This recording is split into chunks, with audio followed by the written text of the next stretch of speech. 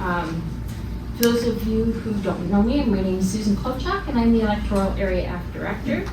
And I'd like to acknowledge today that we're meeting on the homelands of the Chinahua and Secwepemc people, primarily home to the people of local Indigenous communities of the Kiskanook First Nation and the Shuswap Band, and the chosen home of the Columbia Valley Métis. We have a lot of information to share with you, and I'm sure you're going to have, there's lots of questions. I have some that were submitted already, so we'll go through those too.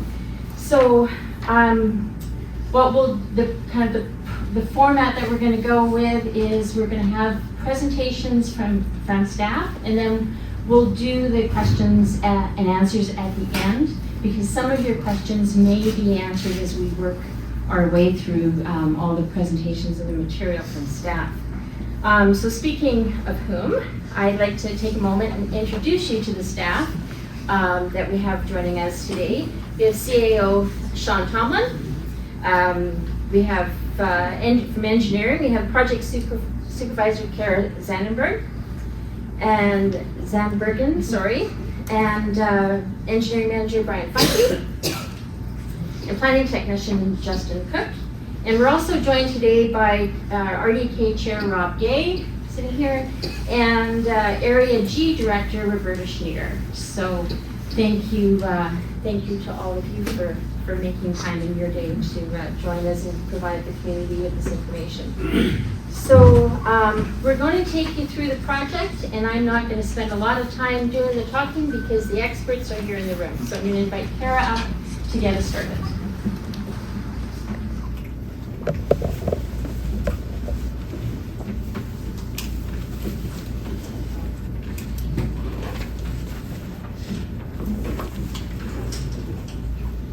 Hi everyone. Thanks for taking the time to come today. So, as Susan noted, my name is Kara Zandergan. I'm the project supervisor for flood mitigation and water resources for the regional district. And I am the project manager for the Cold Spring Creek project. So we will be talking about many different aspects of this project in detail this afternoon, and you're probably going to feel like I'm jumping around a bit. There's a lot of information and I just didn't know what the best order was to put it in, so sorry about that.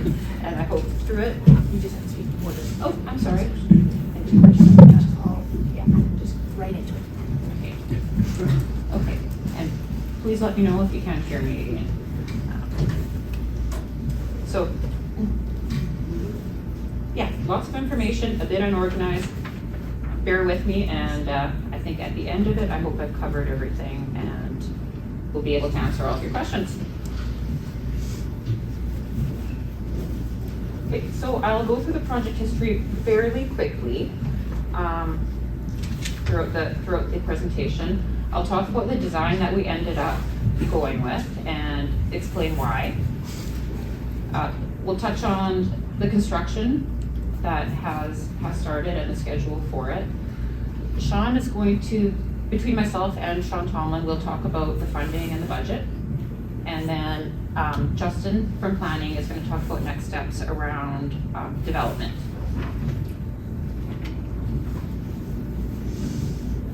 So project history. So when we started this project, we were looking at something quite different, and it's evolved a fair bit from its inception in 2019. So we first applied for funding to address debris flooding, and that was a much smaller hazard that we were looking to mitigate. The most complete report that we had at that time was a 2015 report that was done kind of after the big event that happened on Fairmont Creek. So the funding application we submitted, it was for, like I said, a small scale debris flood hazard and not the large debris flow hazard that we're dealing with now. At the time, that is what we understood was necessary. So our application for that was successful. We received $750,000 from UBCM funding. We were contributing $150,000 from the service area and then $475,000 from Community Works for the project. So we started up in 2020, and as part of the initial engineering for this, we had the hazard and risk assessments for Cold Spring Creek updated.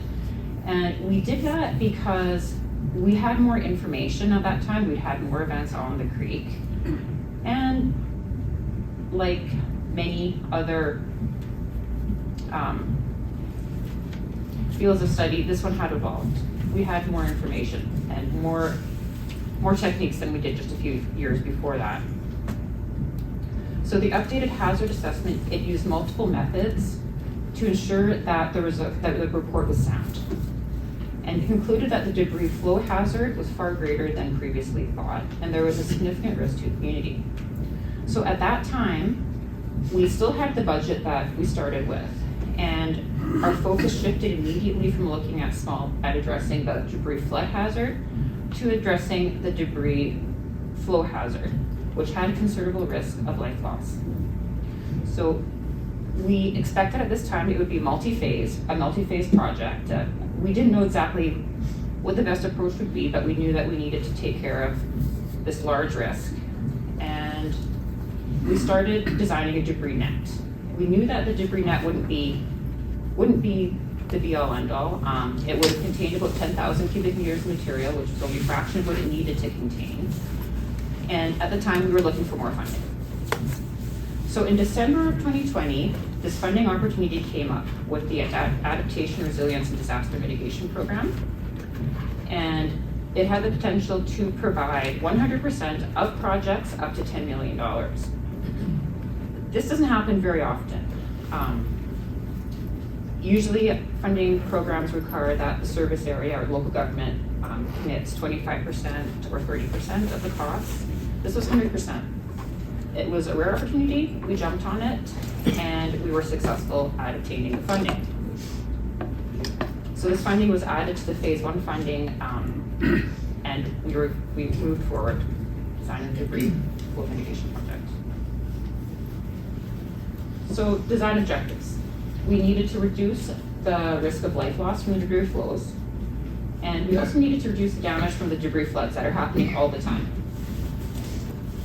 So the 100 to 300 year event was chosen as a target return period. Larger events can happen, but this was the most likely event with a significant life loss risk, and that was why we targeted it.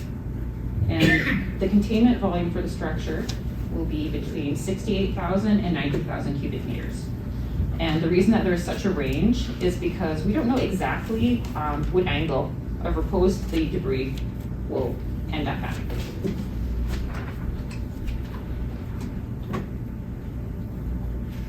So this is where I start jumping around a little bit. So we have all these assessments on the creek, and they tell us about the hazard, and I throw out these numbers all the time, and it can be really difficult to translate this information to the real world and something that we see and understand. So I tried to pull together some pictures and information to help that a bit. So the photos on the left side, the photos on the right side of the screen are Fairmont Creek in 2012. So I know many of you were here at that time, and I'm sure you remember it well. About 60,000, or an estimated 60,000 cubic meters came down the creek. It ended up in the channel and across the fan. Oh shoot, I'm sorry. Going back. Okay, there we go.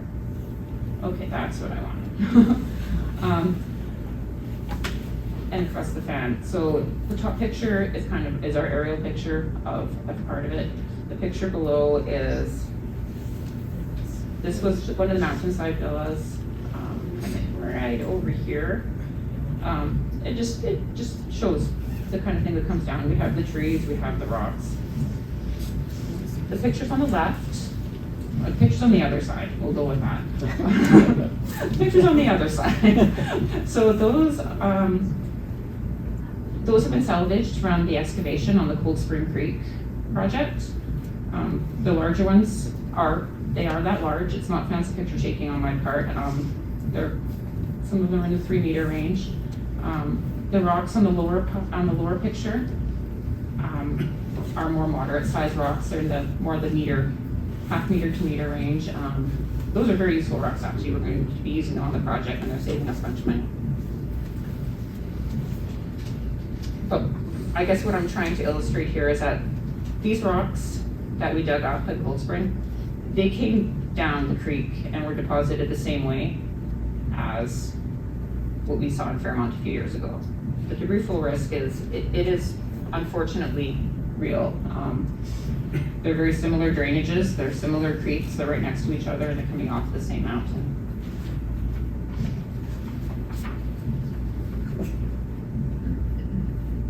Okay, so the project that we designed, so I guess the big picture is that we're building a large barrier that will hold back a large volume of material, and it will allow water to pass through.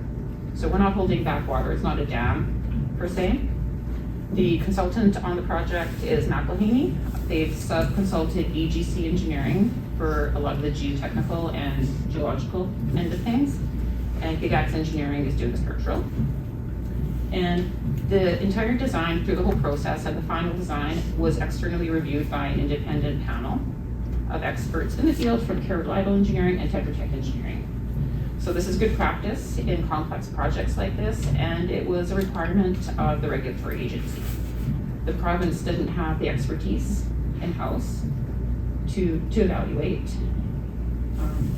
and just ask the right questions. So they asked for this instead. So main components of the barrier and structure, and I'll show some pictures and maps here. So the outlet structure will be about 8 meters tall through the channel and 3 meters wide, and there will be a grate in front of it to hold back, to capture debris.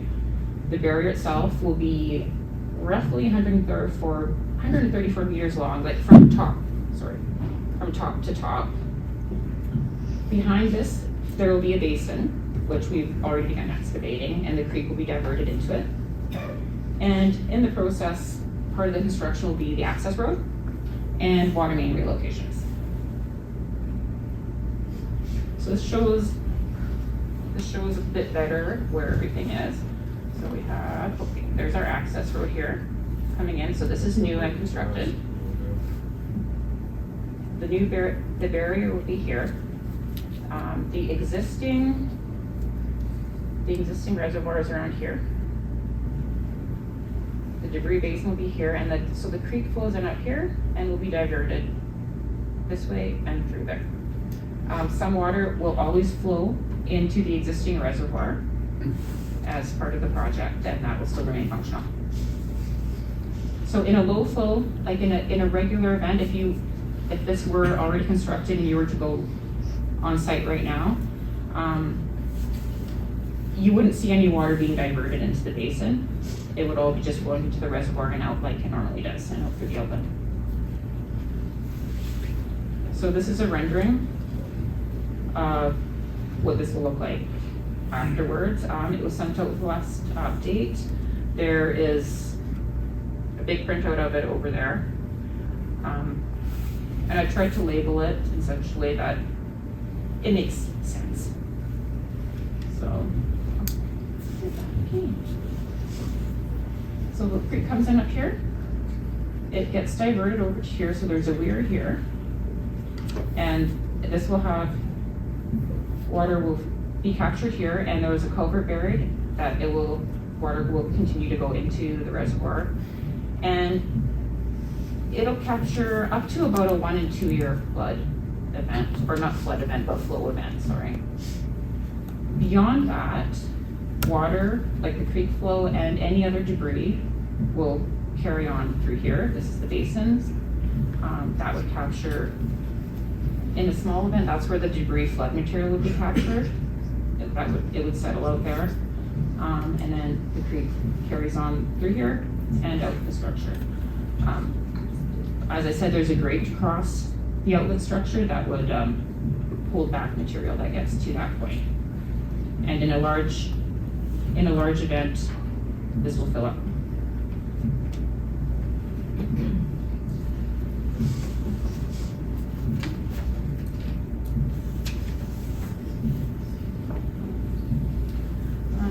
make sure I don't miss anything here. So I've mentioned a water line relocation. It's about 60 meters of the lines that go up and the lines that come down. We needed to make sure that the portion of the water lines that go underneath the barrier were properly reinforced and protected. And we also, and then not just for the lines, but also for the barrier. That way we can make sure that we were compacting around everything and we had a good foundation.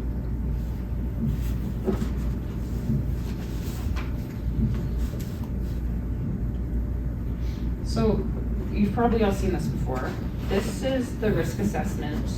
This is a risk assessment map that was done as part of the study. And this shows, it's a composite map, and it shows the risk of life loss. Risk of life loss, risk of danger from the hazard, from the debris flows. It's kind of intuitive. Red's not good. Orange is better. Green is good. Post-construction, it looks more like that. And this post-construction, this will change somewhat. It'll be updated through the course of the project, and we'll make that public. And ideally, it's even better than this. So the construction itself. So it has started up. McKay is the contractor for the project. This contract was awarded at the beginning of July. Construction began in early September. And it'll be around, substantial completion is September 2024. So that is our target. We would like to get this done in 2 seasons. We have had a really great fall for construction, so our crews are still on site. So far, we've completed the bulk of the basin excavation. The access road's been constructed using material from the basin. The weir has been constructed and the culvert's been installed. And the water mains are in progress right now. The water mains have been fused together and they're beginning excavating the trenches right now. So tie-ins, at this time, tie-ins are scheduled to happen before Christmas. There will be a brief service interruption when we do that. And we're working closely with the resort and their operator, their utility operator, to make sure that whatever interruption there is as minimal as it can be.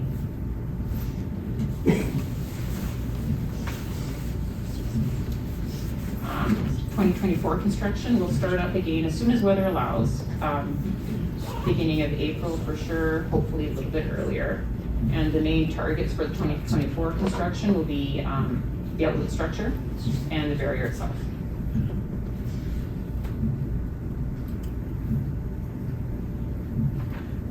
So project budget.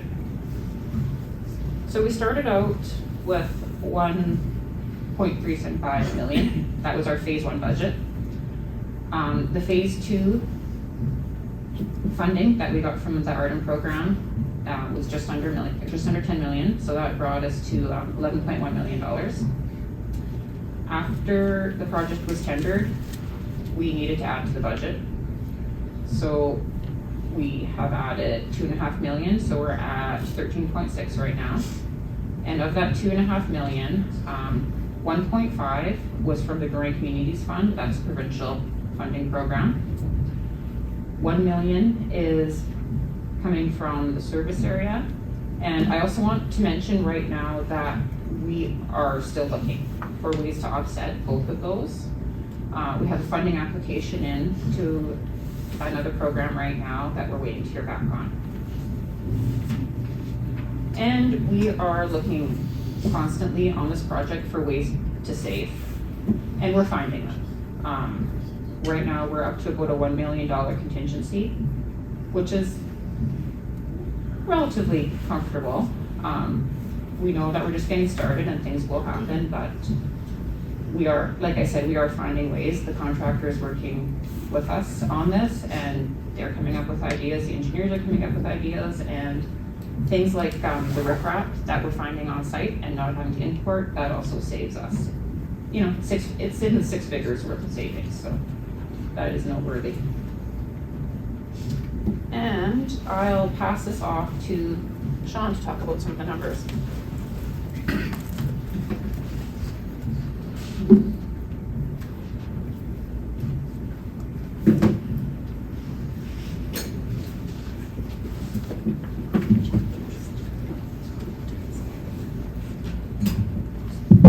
See if I can bring this closer. If it's too quiet, wave at me from the back, because I know my voice is pretty quiet if the mic isn't working. Thanks for the thumbs up. So, yeah, some of this is a recap of the last slide that Kara was already talking about the funding, but wanted to highlight it again because we certainly had lots of questions about the funding and where it's coming from, and it has definitely been a moving target that's been changing as it goes. Due to the various things, the risks associated with the whole scenario and what needs to be built, as Kara was mentioning, and also just as construction costs are changing and we get more solid numbers, and then different grants becoming available. So as you can see here, we've got over 90% is funded outside of the service area coming to this project. The project is experiencing, aside from, as Kara mentioned, seeing cost savings as we work our way through, but construction in general, I'm sure everyone's aware, has been, the costs are going up quite dramatically in the last few years for all infrastructure projects as well as homes, etc. And that's impacted this project as well. And that's where we did see when the project was tendered, the costs came in higher than what had originally been estimated. So then we were back scrambling and looking for more money again. And really, when we look at this summary, you can see it evidenced how important this project is and how much priority has been set on it by all levels of government. Right from, what's the pointer on here? The top one.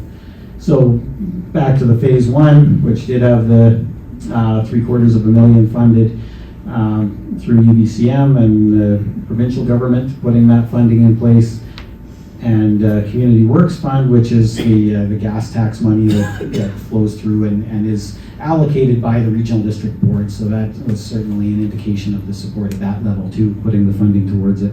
And then with $150,000 that would be coming from the Fairmont community from the service area.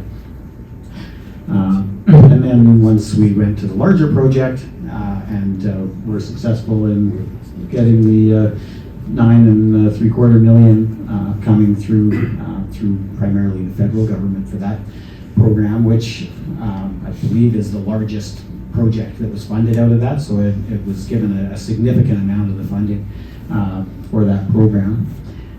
And that brought us to what looked like it was funding the project as we had it estimated at the time. And then once it was tendered and realized the construction costs had gone up to where they had, then we were left basically without any contingency for the project.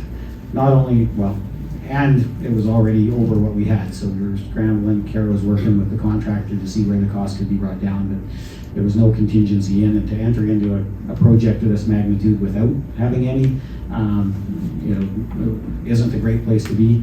And so we got back to the table looking at where else we could get some funding. Had certainly Holly Ronquist, our CFO, looking at how we could rework the budget through the service area to make some more available, looking at where else we could get it. We have been back talking to the provincial and federal government, looking to see whether any of that money could be topped up, but also looking at programs that are available, which we have applied for. And then, so the Growing Communities Fund, as was mentioned, is provincial money, and so that was funds that the province allocated to all local governments across BC, and then was left to each of the boards and councils to determine what to do with it. So again, demonstrating the support from the regional district board. $1.5 million is nearly half of the 3.6 million that we've received out of that fund. So a significant amount coming to make sure this project is able to move ahead. And then, get into the next slide, talking about the, you know, where the extra million can come from the service area. And so this was Holly's hard work, looking at how else we could get it, but also further indicates, I guess, some of the support coming from outside the community. So we had $85,000 in the budget for the service area for the follow-up hazard assessment on Fairmont Creek, which we were successful at getting a grant to fund that project and that assessment. So we were able to bring that money back in and apply it to this project. Reduced the amount that was intended to go into the reserve fund for this, for the service area, which is always a little unnerving for us as well, because, you know, as has been mentioned in some of the questions, we don't know what all of the maintenance and associated costs are going to be going forward, because it all depends, you know, what kind of events happen and how much debris ends up in this piece of infrastructure as well as on Fairmont Creek. So we were wanting to have some money put away in reserves. We're hopeful that we'll be okay for a few years without putting that in. Holding a little optimism on the weather and hoping we don't see those events, but also, again, we've seen the province definitely coming to the table in the last few years with the clean out of those debris traps, which, you know, initially a lot of question about that. They put funding in to construct them. What's the level of expectation on the regional district and the service area by association of funding the cleanouts, and depending on what's considered an event, because they are working, and so now it doesn't create an emergency. The material isn't flowing through the streets, it's in the debris trap, but does that still qualify as an emergency enough to have the province come and clean it out? And so far, they have been doing that. So hopefully we're okay with that. Which then would still leave some money to be borrowed through short-term borrowing and repaid through the taxes levied over the next 5 years, which the original 150 had been budgeted with phase one. That was always the intent for that. And then in order to bring it up to the full amount that's currently allocated, if we need that full contingency for the project, another $716,000. So that would be repaid over 5 years. You know, roughly $165,000 a year to get that repaid. And one of the challenges we face with projects of this magnitude, especially big projects, small service area, is cash flow as well. So even the part that's being funded by senior government is all money that comes to us after the fact. So we work on the project, pay the invoices, spend the money, and then submit a claim to the federal government and provincial government to be reimbursed for those funds, which, you know, many of our smaller projects, you know, work that into the cash flow of the regional district, and it's all fine.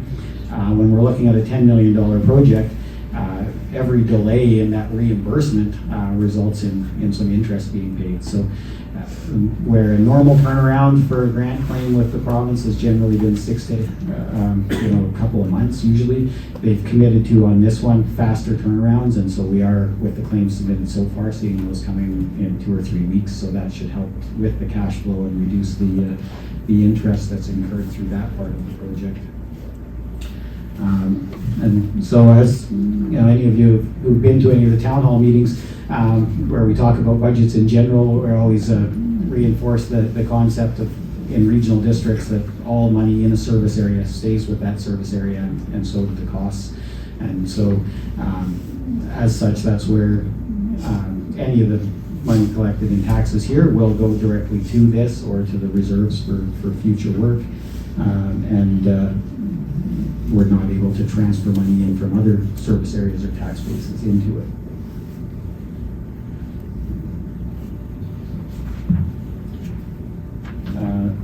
So breaking that down from the big numbers to what it looks like on individuals or individual properties, we're looking at the maximum tax rate. So this was the bylaw amendment that was made back in 2021. Increased the maximum tax limit for the service area from 20 cents per $1,000 of assessment to 90 cents per $1,000. So current assessment levels, that leaves us a maximum requisition of about $490,000, so that's what's currently in the budget for 2024 taxes. There's a $489,000 taxation level, which would be what's needed to fund what I was showing on the previous slide.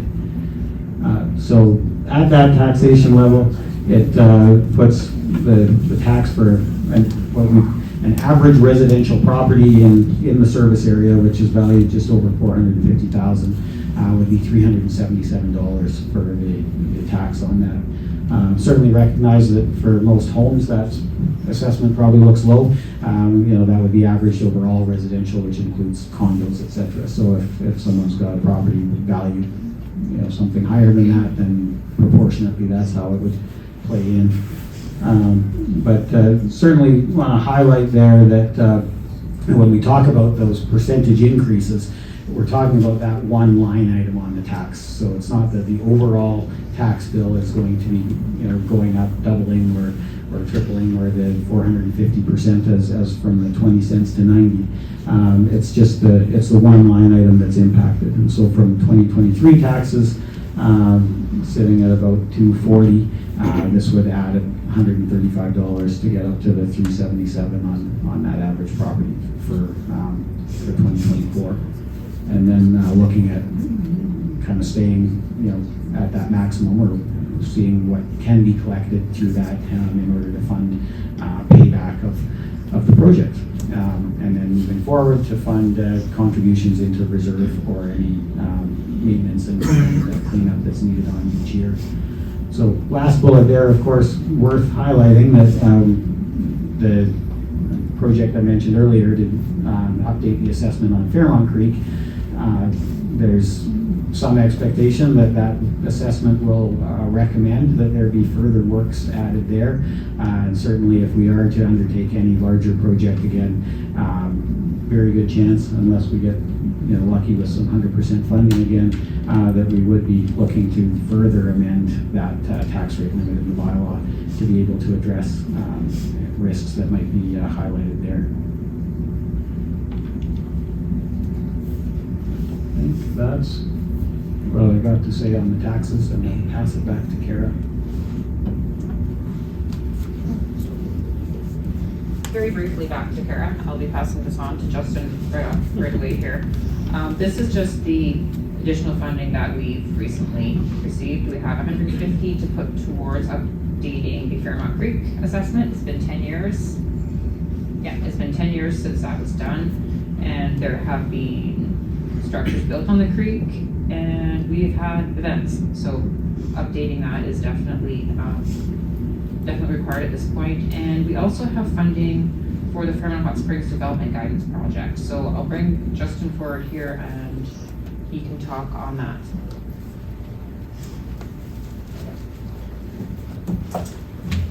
Everyone, thanks. Yes, as Gary mentioned, Justin Cook, I'm with the Planning Department. I'm a planner there.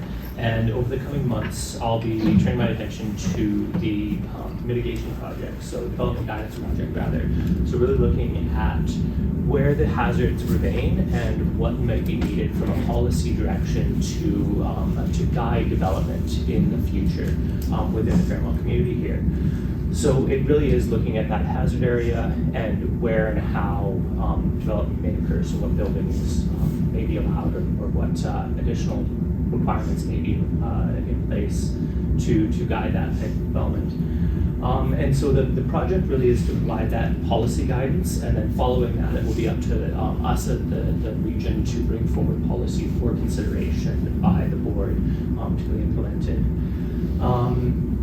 And also alongside that, within the project, there will be a educational component, so really developing capacity of both staff, the board, and residents as to what some of those concerns are and how some policy can help mitigate those. As Kara mentioned, we do have $60,000 from the grant from UBCM, and then the RDEK is keeping in $5,000 for this project. It has not gone out to tender yet. It's my next steps, and I'll be working over on that in the coming weeks here. We do have, as part of the grant application project to UBCM for this, we did have a timeline that we It was originally slated to start earlier this year. Staff capacity was at issue, so now that we do have some additional staff capacity, we're moving forward with it starting now and throughout the remainder of 2024, with an intention of having everything finalized by that third or fourth quarter of 2024. There will be an engagement component. So I will be coming back out to see all of you and to get some feedback on some of the dynamics of what may be expected or may be seen in the ultimate report, and to understand the community a little bit better and its ambition and directions more generally. And then we are looking at likely opening up the OCP, as typically we see mitigation effects towards this the type of project really being embedded into the official community plan, and so that's where guidance can be given from that policy side of things. So I'm going to be brief today on that. I am very early days in this project yet, but I just kind of wanted to get out and introduce myself to the community, as I will be back out here soon to engage more fully on this side of the project. So I think with that, that's the end of our presentations, and I'll turn it back to Susan here to continue. Great. Thank you. Thank you. Yes. So now we're going to start some the Q&A, and we had a number of questions submitted online. So what I'm going to do is I'm going to read out those questions, and those staff and we'll work our way through those questions, answer those questions, and then open the mic up. And so if you don't hear your question asked in these first few questions, then please come to the mic, and we'll take your questions one at a time through the mic. So we'll just get you, and I'll let you know when it's time to line up. So I have to put my glasses on because the print is fine. Susan, could you just adjust your microphone? Sure, Mike. Thank you. Thank you. By the way, we're also joined today by the Mayor of Radium Hot Springs, Mike Gray, and he's also Director on the Regional District Board.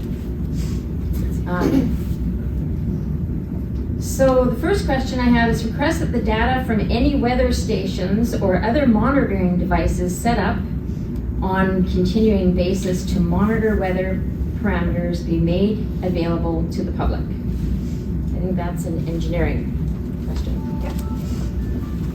Yep, we can do that for sure.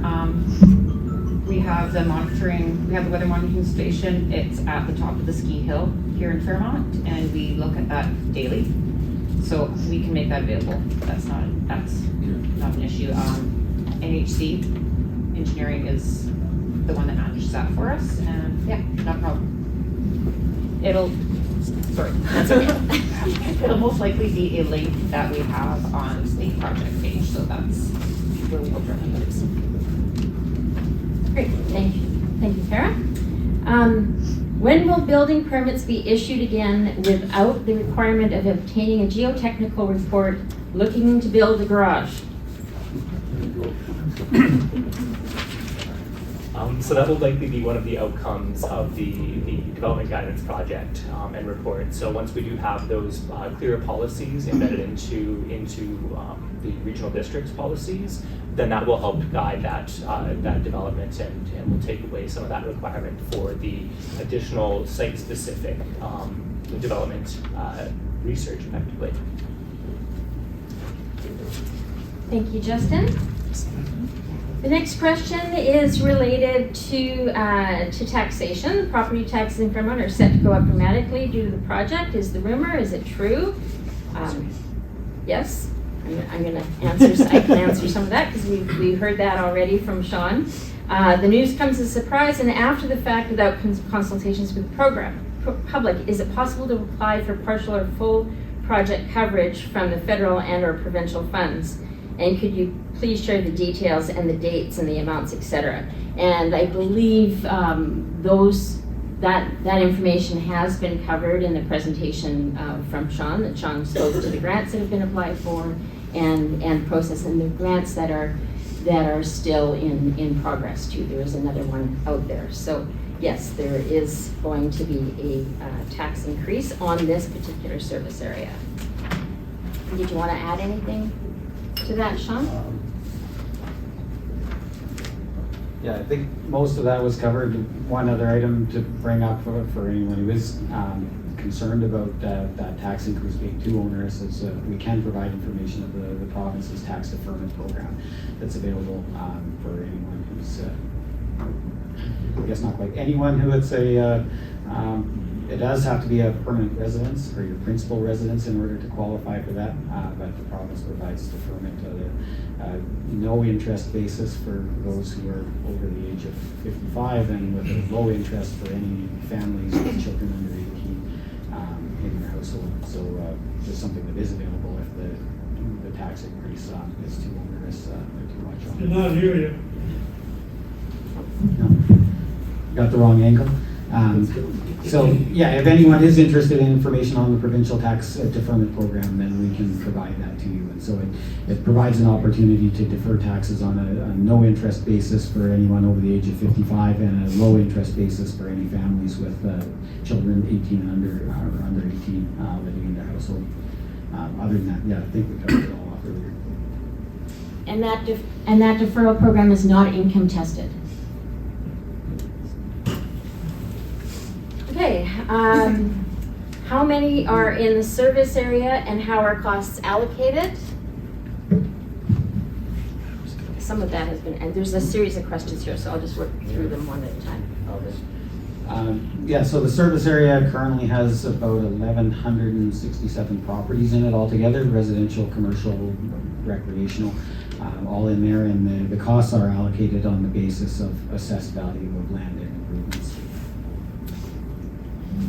Actually, before we go on to, I just wanted to remind folks that the PowerPoint presentation that we've seen today will also be posted by tomorrow afternoon on the Engage page, or by Monday? Monday at the latest. Monday at the latest. I didn't want to overcommit there. So if you've missed taking some pictures, I saw some of you taking pictures, but if you missed it, you will have access to them on Monday. What are the details of the land transfer for the project and how is it being funded? Kara. So the property that we're constructing on is owned by the Fairmont Hot Springs Resort, and it will remain owned by the Hot Springs Resort, but we will have ownership of the structure on it. We're establishing a statutory right of way, so we have insured access. So no, there really wasn't a land transfer. There'll be costs associated with the survey and some legal costs, but the land transfer costs. How much are the maintenance costs and where is the breakdown of them? So those, as Sean alluded to earlier, those costs are determined by the events that happen, in all fairness, and then reserves need to be in place for any infrastructure maintenance work that has to be done just due to time. So if anybody wants to add to that, Brian? Sure. Yeah, I can add a bit to that. We're right in the middle of actually developing the financial plan for 2024 to 2028. It's a tough one to manage, because of what Kara mentioned before, where some of the events are, they vary, of course, year to year. So typically we'll have what we're calling small events every year or so. And again, I guess if those events are large enough that the province will pay through emergency funding to get them done, those are the years those maintenance costs are low. But if we get a really small event where the province saying, no, we're not looking after that, the service area has to, that's when we have those maintenance costs of, oh gosh, 10 to 20 to 30,000, you can just do a smaller cleanup. And then there's always our annual maintenance fees, inspections and reporting and that sort of stuff, and everything we do in terms of moving projects forward as well. So not giving you an answer, a dollar value, but it varies certainly year to year. And our financial plan I guess into the new year, will be up on the website to have a look at those costs as well. So if you have any questions about the maintenance costs within the financial plan, that'll be posted early in 2024. I shouldn't say early, but Late February. late February it is usually. Okay, thank you. Hope that answers part of it. Okay, thank you, Brian. Was the grant that was applied for and was used as the basis of director consent successful? Yes, it was. And when was it approved? So it was actually approved quite early on. However, the federal government, working through the agreement contracts and contracts, the regional district was not permitted to announce the approval until 18 months, approximately 18 months after we had received news that we were successful in the application, making things difficult from a communications perspective, but also from a project planning perspective. If we had been able to announce and get going earlier, we absolutely would have, and that probably could have impacted some of the escalations as well. Anything to add to that? Okay. That was incredibly frustrating for us over that 18 months. Sorry, this is very fine print here. Okay. What was the original project budget? And I think that was referred to on the slides. It was just over $10 million. Yeah, just over 11 million. Oh, sorry, just over 11 million. Just over $11 million. And the contingency, Sean spoke to what the contingency on that was, which was $1 million. Right now, it's roughly $1 million. Yeah. Ideally, we don't use it, but it's there for a reason, so. Who and how much were the original funding sources? So that has also been reviewed and is in the PowerPoint presentation that you can see. Can you confirm the original amount of revenue projected to come from the taxpayers of Fairmont service area? Again, I think that was all on slides that are available that you'll be able to see on Monday if you hadn't already taken a picture of them. When did the RDK realize the budget was not adequate for the project? So that was after, and maybe Kara, you can respond to this, but my understanding is that it was after the first RFP went out, or thereabouts. We didn't know for sure until after the second tender came back in the spring. Our estimates showed that it was going to be close, and we were hoping, obviously, that it would be under. It was not. So I guess, yeah, the answer to the question would be in the spring after the tender came out. Oh, I'll also add, at that point, that's where we started looking for ways to remove optional work, find savings with contract and look for money.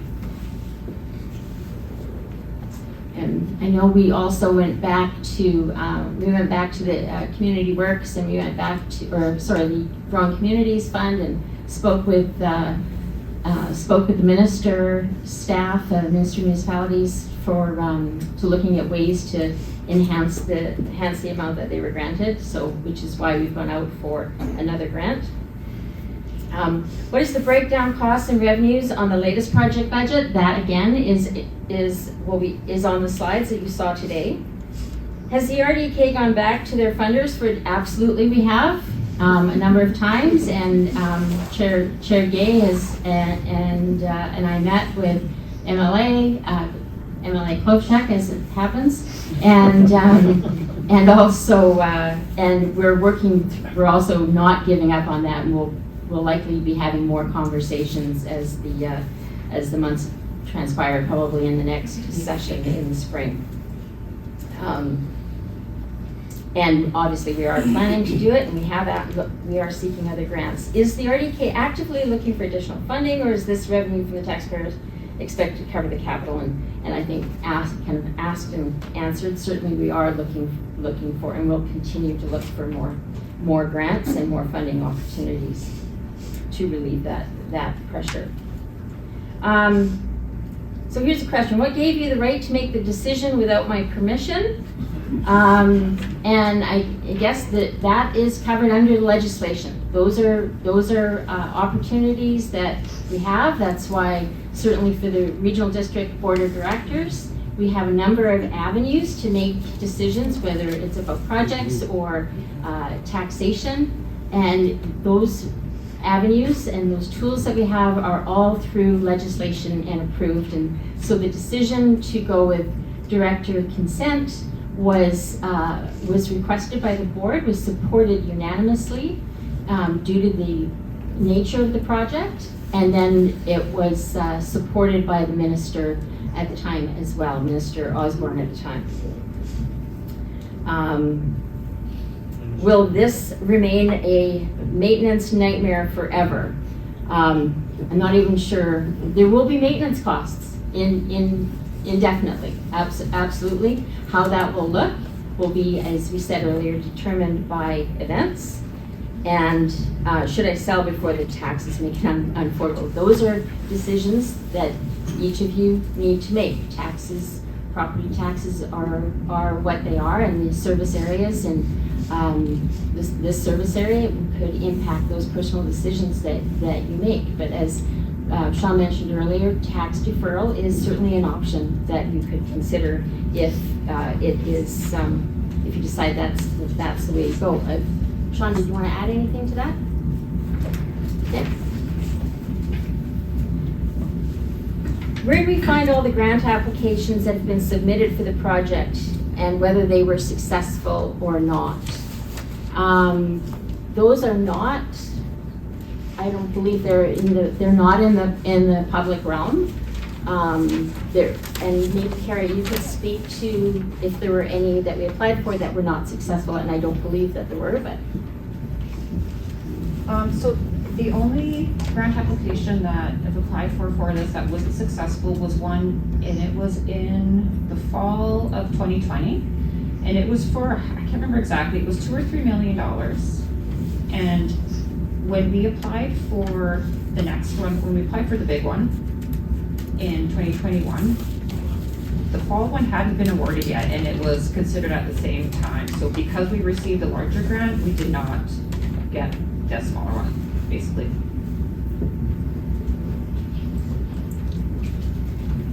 So, yeah, so technically, because there were two granting streams at the same time for these types of projects. We had applied for one because it came out first, and then we applied for the second one that was published, if I remember correctly, in December of 2020. And when they were making the decision on the first one, they saw that we had applied for the second and that we were going to be likely to be successful. We were going to be successful, so they didn't support that one because we were already getting money from a similar pocket. Obviously, the grant application to adaptation, resilience, and disaster mitigation project grant was unsuccessful. Well, that wasn't the case.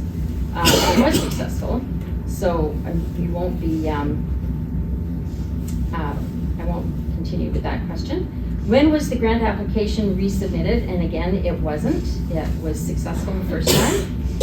And was there not a time when the elector assent process to be used since the urgency to commence? There was always that urgency because we knew early on that the grant was going to be successful and had to be, and that's why we went with director consent.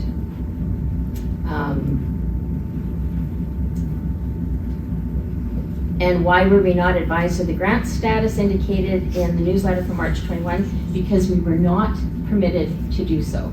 We would have liked nothing better than to have sung from the rooftops that we were successful in $9.7 million grant, but we were not permitted to do so under contract with the federal government. They had their own timeline, which to me remains a mystery, but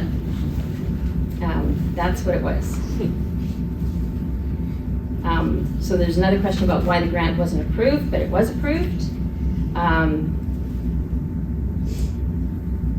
The RDK director decided to do this massive project without a plebiscite for the local Fairmont community. Now the project is massively over budget. Why should a resident pay this massive tax hike? Why should we pay for anything over that budget? We didn't ask for this, it was put on us. Why can't you use the loophole you used again to make the whole of Area F residents pay for this? You're pricing people out of Fairmont, it's ridiculous. So, speaking to service areas, we have a service area for this. We don't have a service area throughout all of Area F. And I'm going to be quite frank with you. I don't know that you would want to go down that. There are similar, potentially similar projects in Windermere, along Windermere Creek at some point in the future. And if we we were successful, I think, and there would be challenges with that through the province to create a service area for all of Area F. I don't think the province would support it, for one thing, but secondly, there are other projects. Panorama has challenges. Windermere, along Windermere Creek. So those would probably not be in your best interests, but I'd like if Sean wants to add something to that about why not all of Area F. I don't really have much to add to that, in this case, because we do have a service area in Fairmont and which is in place and kind of serves this community, and that's the way the regional district model generally works, is putting those boundaries around each service for who's the beneficiary and thereby matching it to who's paying. Thank you. How will it affect hiking in the area? Karen, who does a lot of hiking in that area right now. I do a lot of hiking in that area right now. So the project is, of course, going right through some of the starts of some of the, very attractive trails in the area. Right now, you can't go on them. We don't want people walking through the active construction site. Once the project is done, people will be able to get around that area and continue on up the drainage. The only time when you can't go behind the barrier, obviously, is when it's raining. When it's raining significantly and there's a risk of an event happening. And that concludes all the written questions that were submitted. So if anybody has any questions, please approach the mic, and we're happy to take your questions.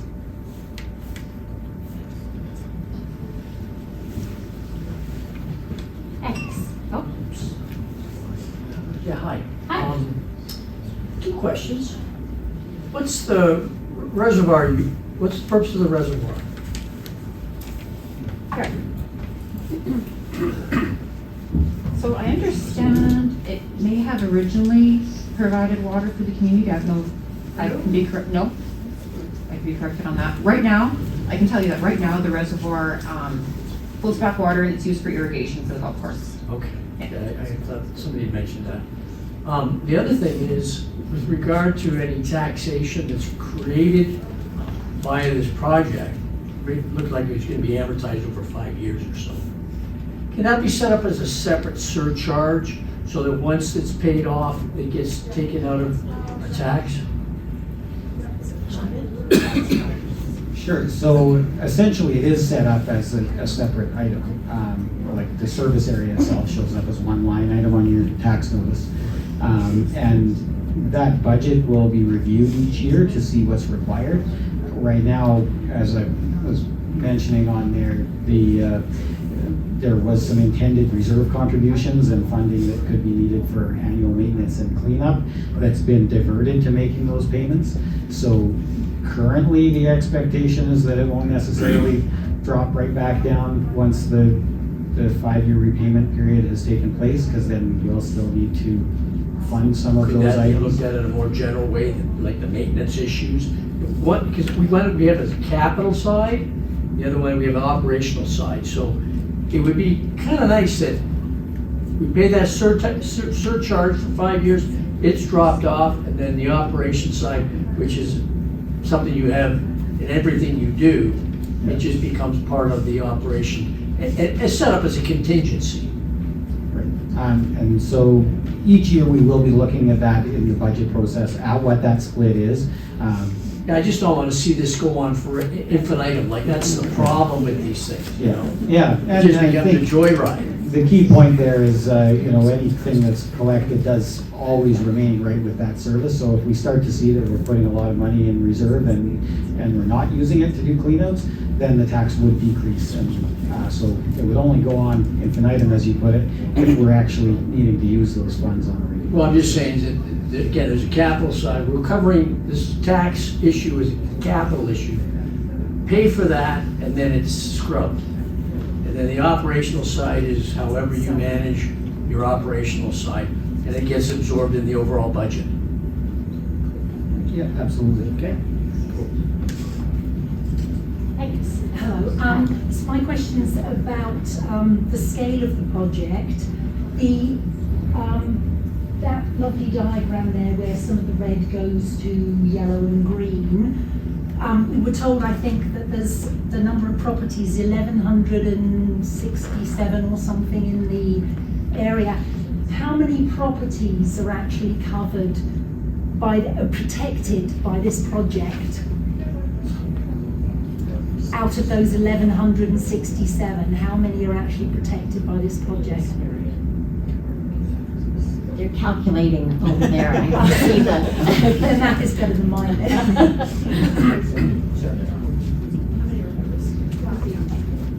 I don't have that number, but the Cold Spring, it's roughly 200-300, but I'm really guessing it's not 10, it's not 1,100, but yeah, it's roughly that, and the Fairmont would be. So that speaks to the scale to me, because then my next question, which is the first thing that pops into my head, is the magnitude of the project is huge, and the budget was, obviously, it came in over budget.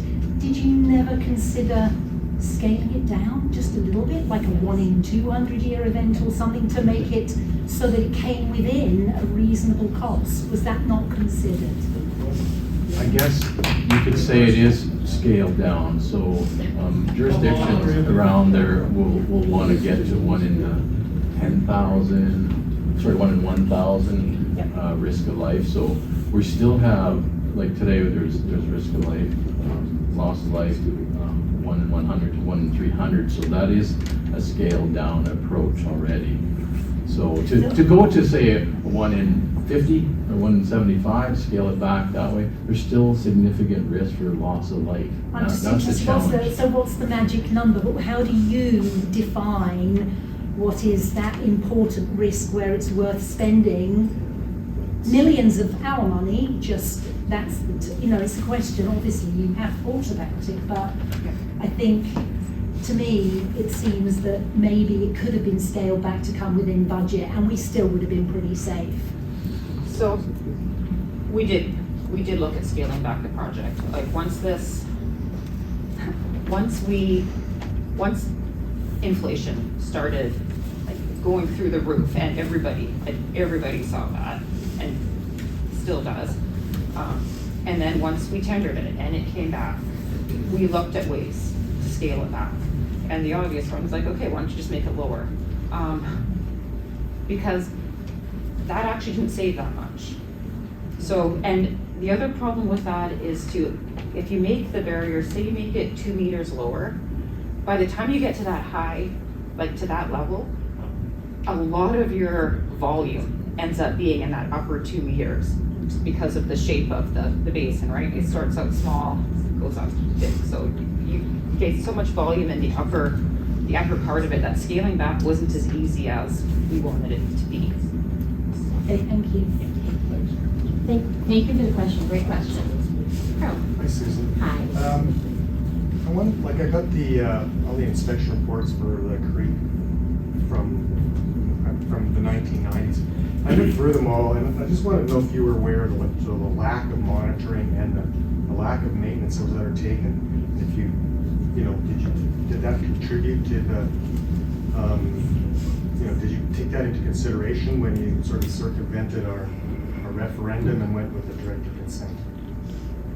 Because you kind of like forgot about us, but I didn't know if you knew about that aspect. There's a couple of with all questions due there. I'm respect. gonna ask either Kara or Brian to kind of respond to the previous maintenance and, Yeah. and that. But while they're conferring, what I can answer is on the director consent, when I asked the board to support director consent on this, because we had an opportunity to get the community almost $10 million. If we could not demonstrate that there would be the potential for taxate to raise the funds through taxation for maintenance of the infrastructure that we had applied for the capital grant, we would have likely been unsuccessful in getting that $10 million, which would have meant that it would have taken decades before we could protect this community. And I, as your elected official, was not willing, frankly, to stand in front of that if that event, because we never know if we're what year we're in, if that event took place and there was catastrophic loss. Was that a condition of the grant to have that in place? That was a portion of the grant. I don't know whether it was a condition, but it was a consideration, was my understanding in speaking with engineering as we were going through the process. I did not want to be like what happened in 2005 in North Vancouver, where there was a loss of life in a property, in a home that was in a low-risk part of an area. And they had the local government in North Vancouver had two reports that the coroner's report, or the inquiry report indicated that if they had taken action on those reports, that loss of life would not have happened. I did not want that to be our situation in Fairmont. So that's why I asked the board to support the director consent. They voted unanimously. There's 15 directors at the table. I'm one of them, and they voted unanimously to support that. And then we sent it to the Minister of Municipal Affairs, and then that too was approved, because they have to approve it as well. So other than that, I can talk to, if you want to talk to the I just want to finish previous. on that, Susan, just one more thing about, you said, when you were talking earlier, you said that that director consent was suggested by the board? Is that correct? No, in speaking with our engineering staff and with CEO Tomlin, and we talked about what our options were and what we felt was going to be most successful in obtaining that 10 million. The funding. So when I spoke to the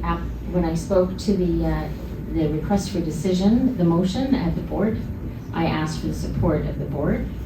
I put the motion forward, and it was supported unanimously. So where is it, do we find that director consent, like if another person wanted to,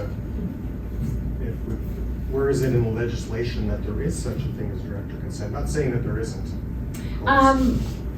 It's I know it's in the Local Government Act, exactly which clause. I try to have a good memory, but there's only so much I can. I don't know if Sean knows that. Off the top of my head, I don't have the clause number. They did go and rearrange the act on us, but it.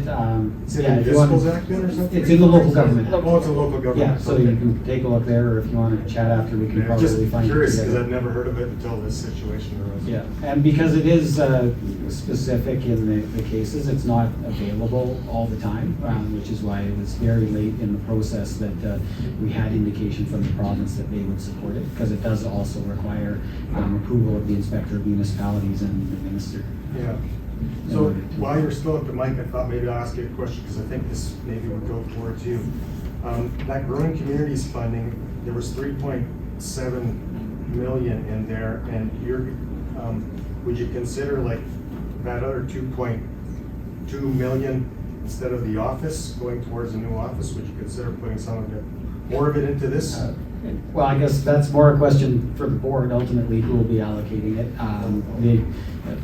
Yeah, if you were watching the last meeting where that proposal was brought forward, it was referred back to staff to look at other projects, and certainly there's quite a few infrastructure projects in the area that it's more likely to be going towards, probably as It's opposed just to a the lot of office. burden on a few But, people.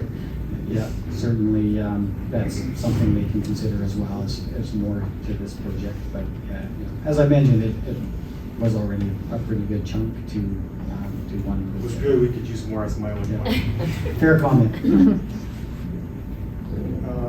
Yeah, and then just about my concern about the maintenance is that from what I could see in the maintenance reports, it wasn't very good. I know, with all due respect, Mr. Funky and Gary, I know you started in 2016 doing the reports. There's lots of them missing. Many of them don't even mention Cold Spring Creek. So I guess my concern is that going forward, you're gonna have to maintain a bigger, maybe more technologically better built and maybe easier to handle, I don't know, but you gotta do a good job of that too. I guess which reports are missing? Oh, yeah. In the last several years, they should all be there. 2018 2018? wasn't in there. Oh, There's earlier ones that are missing too, but okay. 2018 is pretty early.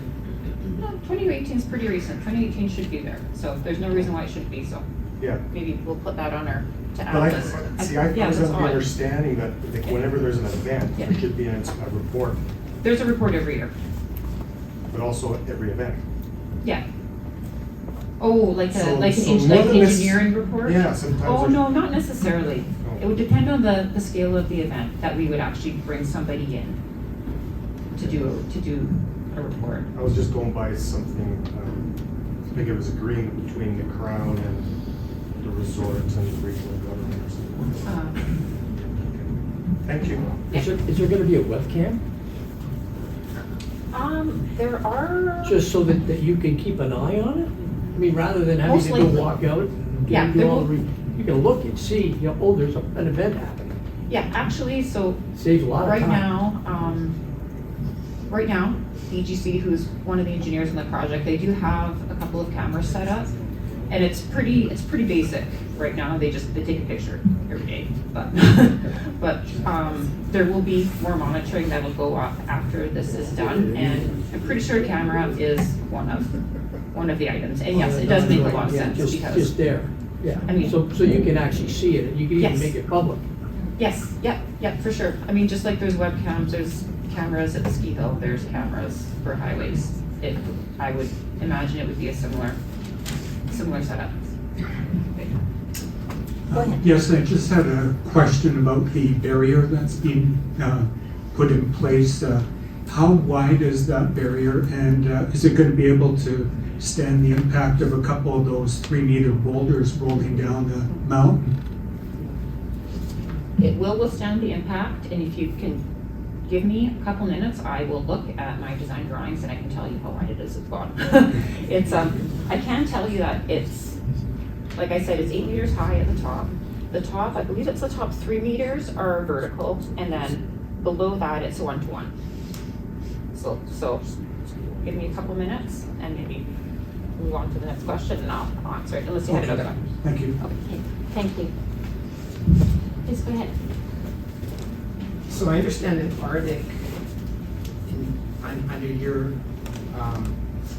leadership, decided for us that we needed this dam. That's correct, right?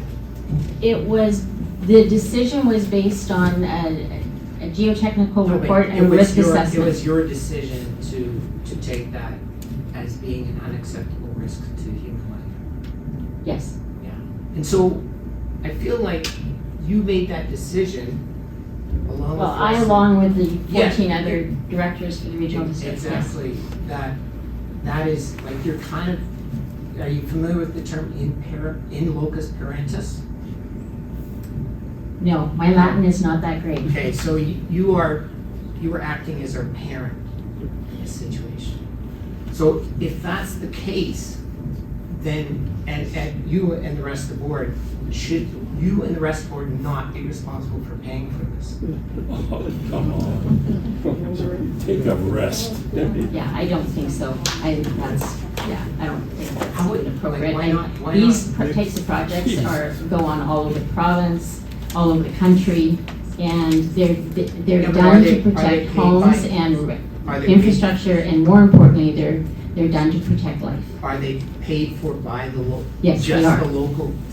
They're Really? paid for, 92% of this is this project, I think approximately 92% is paid for by the province and the federal government, so taxpayers throughout the country.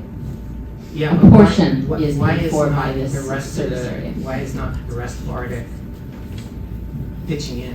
They are. There's Yeah, but to- 1.5 million that comes from the community, the Growing Communities Fund. There's community works funding that's come forward as well But from the for rest of the entire regional amount, district. why aren't they pitching in for the entire amount? It's not how, I'll let Sean answer the. Okay. Sure. But yeah, just as something to add, I guess, to that, or a different perspective, would you say acting as a parent? I would Yeah, say it's yeah. more acting as a government. Yeah. And so, as the local government, looking out for the best interests of the community and of the residents, and But, kind of, but under normal circumstances, you would have brought this to us in a referendum, is that not right? So first, I'd take it one step further, what Director Klobuchar said about the 15 members of the board, but it's also the provincial and federal government who are also recognizing the level of risk in that report and collectively making the decision to provide this funding Yeah. into it. Certainly, yes, back to your last question on the process in a regional district service area. Yeah. The standard process would be going back to the community for approval when a maximum tax rate is going to be increased to that order of magnitude. Again, back to, all the levels of government looking at the risk associated here, made the decision that it was in the best interest of the community to be moving ahead and that it would be justified. Yeah, and just going back to what in Ms. Klobuchar said, if another community was supposedly in a situation of unacceptable risk, I would certainly not have a problem paying extra taxes for those individuals. So I don't see a problem there with the rest of our helping out here. Thank you. What's next? Please go ahead. I'll just interrupt Oh, briefly sorry. because I looked up the numbers. Oh, okay. So the barrier it'll be 20 meters wide at the very base. And that varies just because the topography varies. So some areas will be wider, some will be narrower. Thanks, Kara. Go ahead. Couple questions. Can I start with the mill rate math, just because I don't think I understood it correctly. The mill rate was 20 cents, Yes. went to 90. Delta is 70 cents. So on a $500,000 average property, that sounds like $350 increase. Is it not? So maybe go back a couple Sure. slides. Yeah, so the increase that was shown on that slide was the increase from 2023, which was already,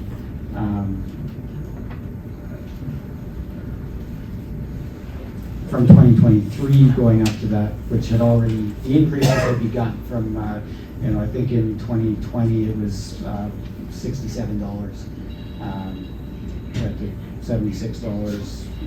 So there's been a few increases already to get to that, but at the 90 cents is what it Okay, would be. so were those previous increases with a view primarily towards addressing the costs associated with this project as well, or were they in support of other projects? They were in support of the maintenance that was already in place. And yeah, they were broader, I guess, than just this project, because it did involve, the projects on Fairmont Creek, the maintenance to do with those. And, as I mentioned, we had 85,000 budgeted for the next assessment on Fairmont Creek, which is now been funded. So it's everything involved. So I'm in just trying to service get area. lion's share, so out of the The 70 lion's cents, share, out of the absolutely. 70 cents increase over the last 2 or 3 years, lion's share has been towards the mitigation of those, mitigation, all these things, in terms of flooding. Yes, that's Cold correct. stream of Fairmont Creek. Yeah. Okay, so, and on this, 92%, I think, was the number that's been covered out of 30.5 million. So we're carrying the cost for about 1.3 million or something like that. 1.15. Okay, so 1.15 million. So the $200 or $300 it's increasing is associated with $1 million, which really is only 10% of the whole project anyway. Okay. So this gets Coldstream to a 1 in 300 year level. Roughly, yeah. Where is Fairmont That at is, its current that's standard? actually a difficult question to answer. And the reason, the reason it's difficult to answer is because the numbers keep changing. So when the assessment was done in 2013, the big one that was done on Fairmont Creek, it showed that what came down was about a 1 in 500 year event. And that's what we were like, okay, that's gonna be our target, and we did what we could to meet it with very limited funds. We didn't quite, but we did our best. So in 2020, we had another event that, I think it was about half of what the 2012 one was. So we had kind of a small post-event assessment done there. And that time, they thought that, ooh, okay, 1 in 500 year, ooh, probably not. They thought it was more like maybe a 1 in 135. So that's why I'm saying I'm not sure exactly where it's at, and those questions will hopefully be answered when we redo the assessment in the next year or so. It's part of the reason why we are redoing it.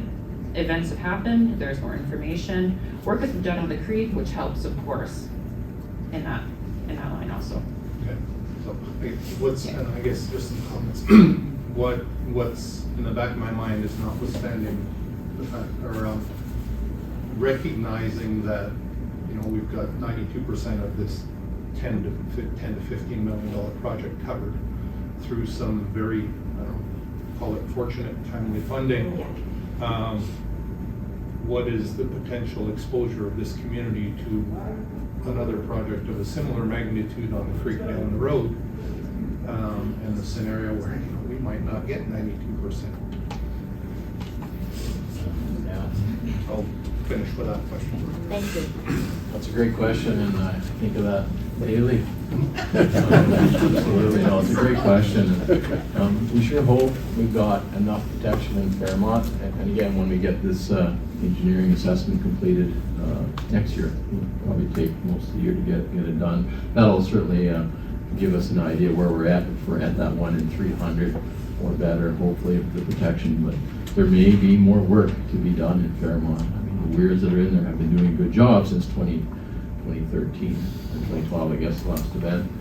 But yeah, time will tell just to see what we need to do there.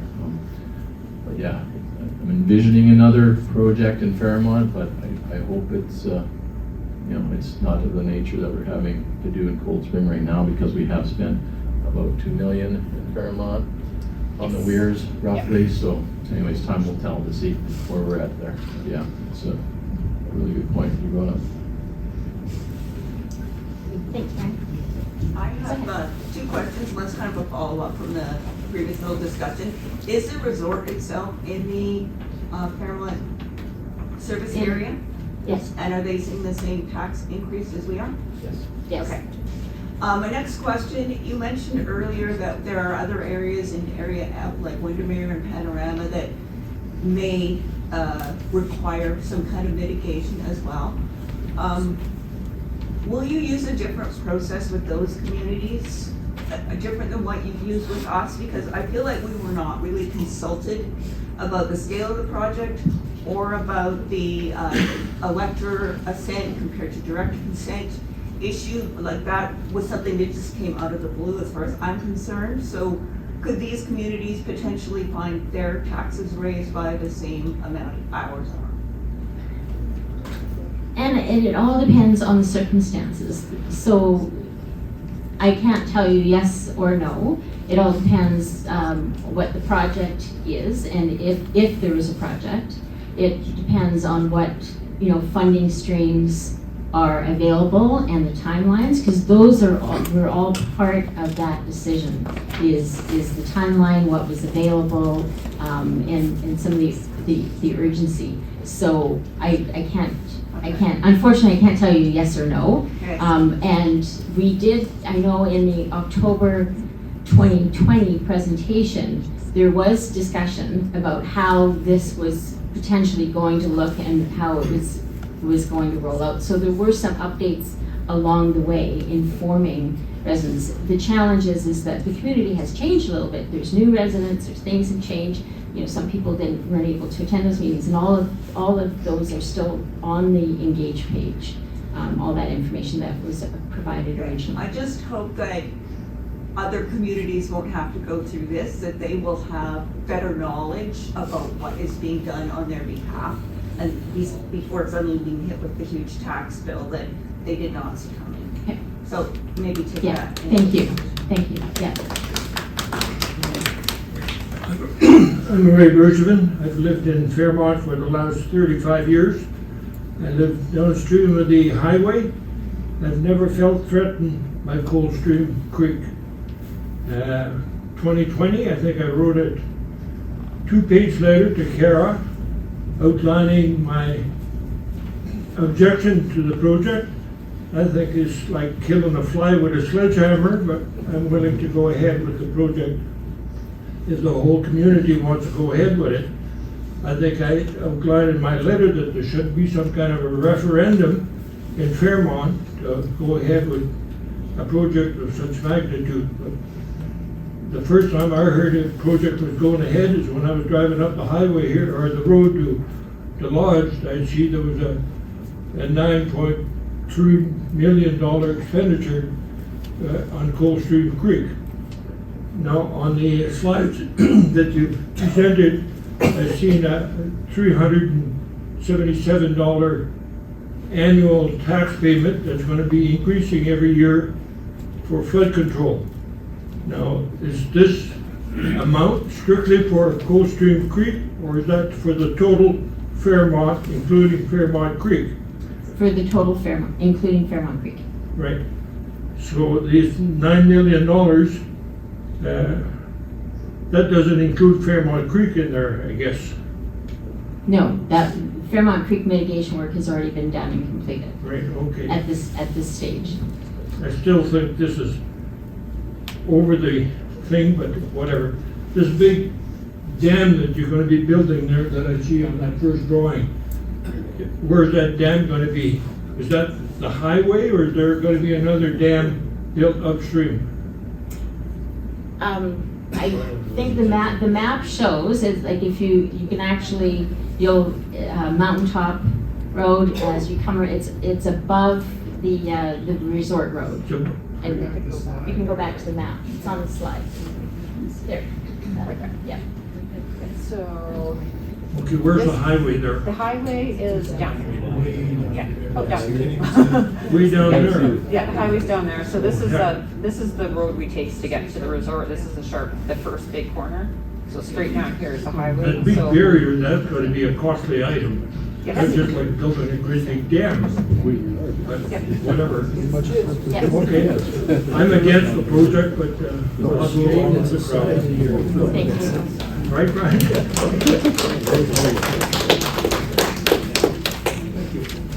Go ahead. Hi, thank you for setting this up after our town hall meeting when we ran out of time for questions. Trying to read my scratch here. So I just want to be clear, I'm still not clear on what the maintenance costs will be, and I don't think you were able to give us a number on that yet.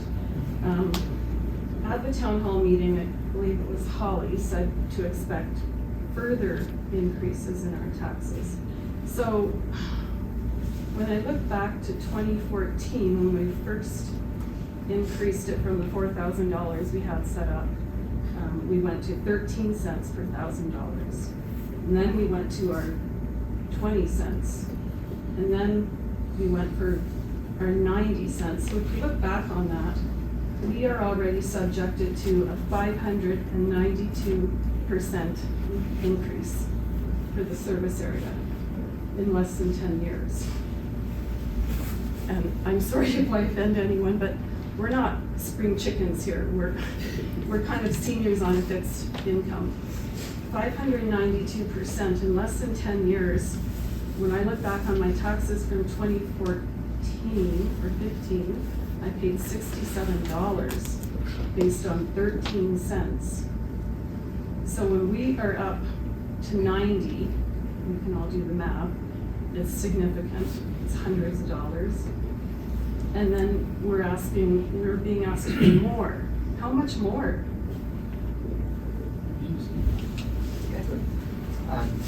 Yeah, so I know Holly presented that, and that was what was noted on the bottom of the slide there as well, as the more would likely be if the assessment on Fairmont Creek recommends that there needs to be further mitigation there, then likely the current tax rate wouldn't be enough to support further infrastructure.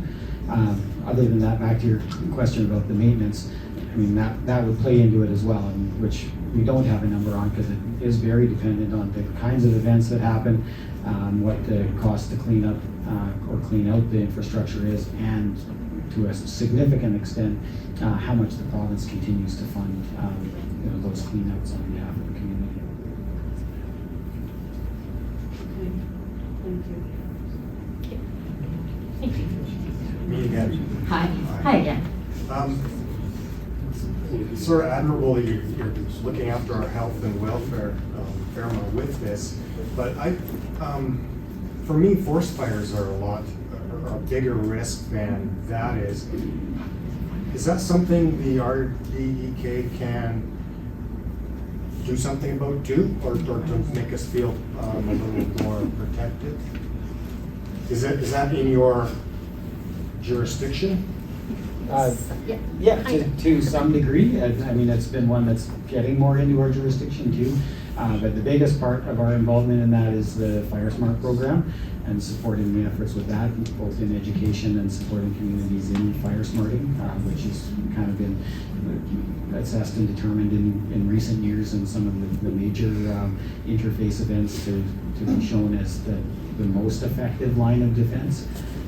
And so we're certainly involved with that and have added positions on staff just to support it.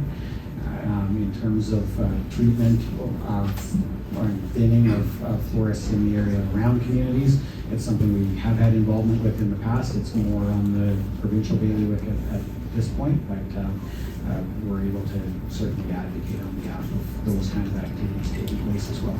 Is there a risk analysis done? Like, I'd like to see what's the comparison of that risk versus the risk of a debris flood. Yeah, and so we are, I think on the work plan has a project to undertake a comprehensive risk analysis, again, through our emergency programs, which would look at both. Most of them aren't done to the extent that the risk analysis was done on the Cold Spring Creek once they determined that it was, and so a very in-depth study and report undertaken.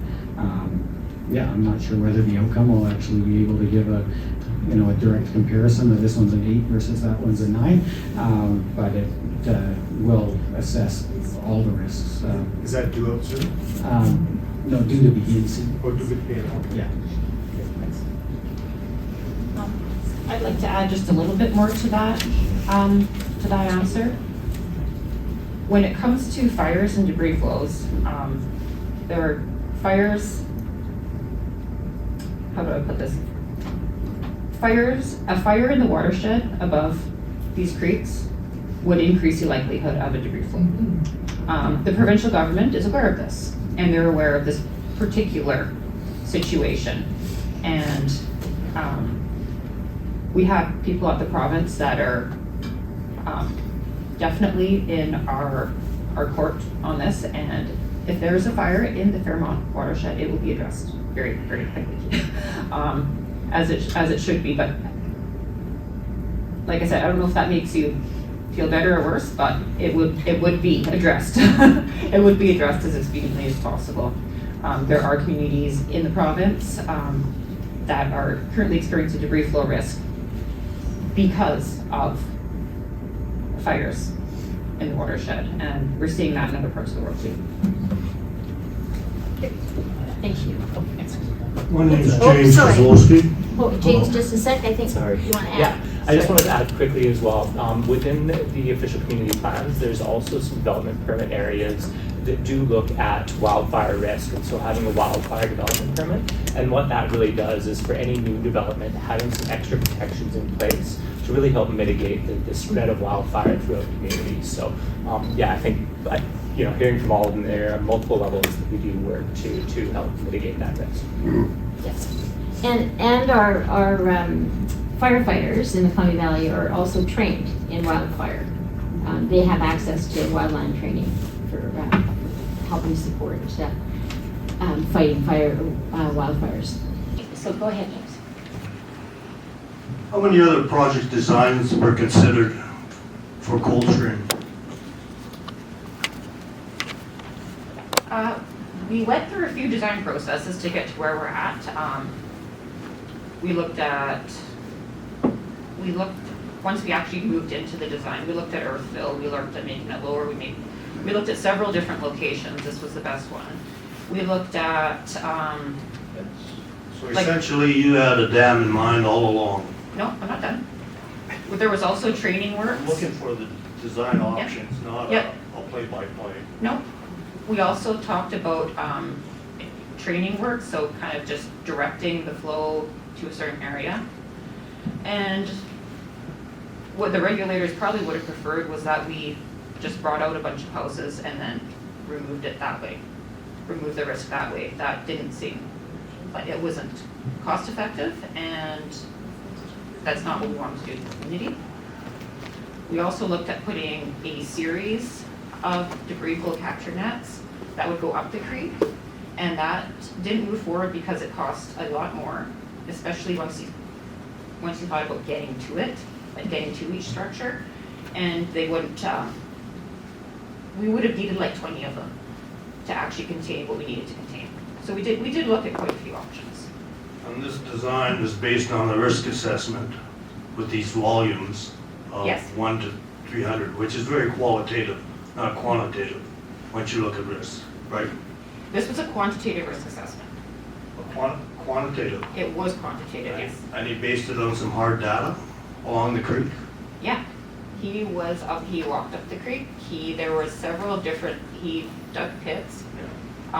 We had carbon testing done. This is Jacob, right? Yes, it was. Who is no longer here, right? That is correct. And I've had a few discussions with the district on controlling the debris. You control the debris, you don't have debris flow. And that's what was done with the Wilders in the beginning. And then when a new owner took over, in 2007, there was none done. And then somehow we got this operation and maintenance in 2013 after.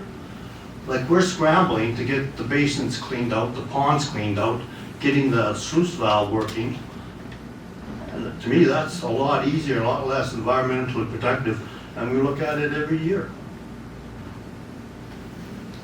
Yeah, we've heard that comment a few times, so I did talk to past ownership, and they did cut up some trees and logs in the bottom end of the basins, both Fairmont. It was all deadfall.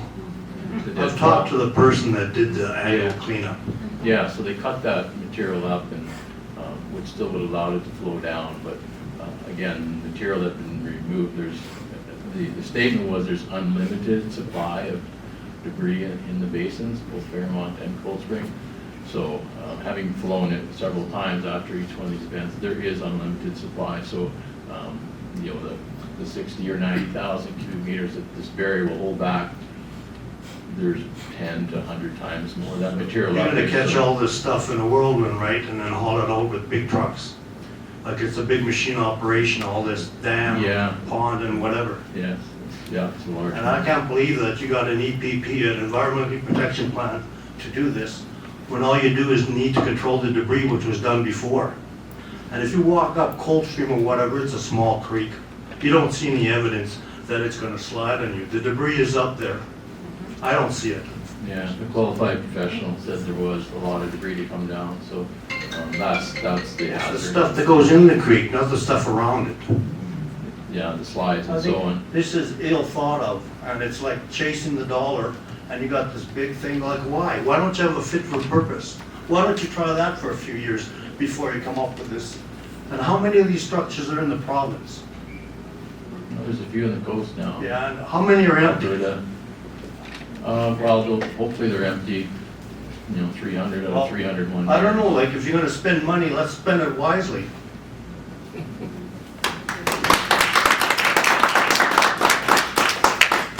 Go ahead.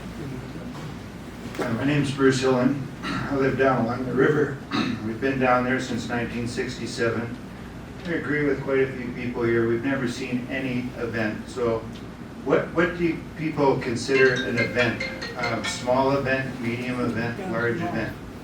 How many large events have happened on this particular creek in the last 100 years?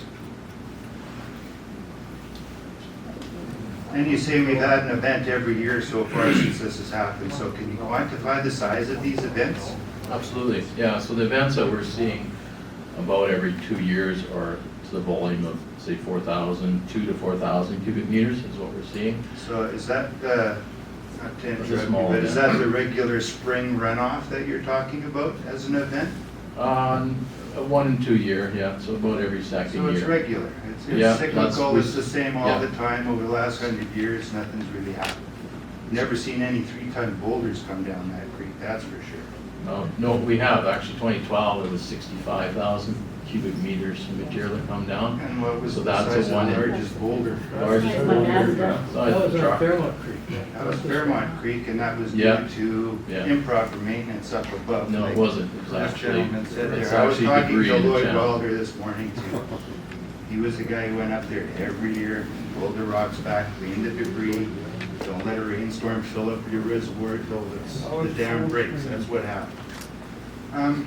That's fair enough. And a comment on funding. Was there any matching funding? I know I've applied for quite a few grants over the years too. And usually they want to see some money on the table first before they give out any grant money. What kind of matching dollars has the RDK put forward? Has the BC government put forward on this $10 million? We can go back. There was a slide that shows that breakdown, so we'll go back to that for you. But matching funding, right? So, We didn't have to match. yeah, so I guess that's where the service area has been fairly fortunate, because that's where the matching funds comes from, is from the service area. So on the first project, So basically, we put the money on the table in order to get this 10 million based on, so- you said, generally that's the case, and as was mentioned, most grant programs require 25% to 33%, some of them 50% matching from the community. In this case, the first grant, there was 150,000 was the matching funds in order to achieve the 750 from through the UBCM program, and then of course the 475 that the regional district board had allocated of the community works funds. And then, as mentioned, how fortunate we were with that next program coming along that was up to 10 million, 100% funded, so it did not actually require any matching funds. So doesn't require a further contribution from the community aside from construction costs being what they are, and we needed to get some more money into the project. would we be able to go back to the risk map on here? The area of risk? Okay. So, as it now stands, as the RDK knows, there's a few new communities being built within this hazard zone, is that correct? I think there's one just on the other side of the road on Cold Spring Creek. Yes. There's one that is being built, right here, Yep, that one. And So- they're currently building outside of the zone. they're outside of the zone. Yep. They're right along the creek. There are not being, homes are not being built right along the creek. And there's another development across the highway, just on Wells Road, off step forward. Right in here. Yeah. Are you guys aware of that new development Yeah, proposal? I believe that's currently in the permitting process. Uh-huh. And there's one more, where are we here? from Bruce Road that way and all the way throughout here. Is that also in the proposed? I don't know about that one. That's the meadows of the gate. Yeah, so there's 3 new communities being built within your hazard zone. How can you let that happen if there's a risk of life and limb and catastrophe? Well, the one that is being, so the one that's being built right up here, what has, oh, sorry. I feel like I'm yelling, but I'm probably not. So the one that's being built right here, what has been approved so far is outside of the hazard zone. Okay, what about the 2 that are still within the hazard zone? This one up here is still within, this one is still in the permitting process. Mhm. And note that once we're built, like once the structure's built, this is not a terrible place. And the one down here, actually, I can't even comment on because I don't have any information I about don't think we haven't seen that yet. It's coming.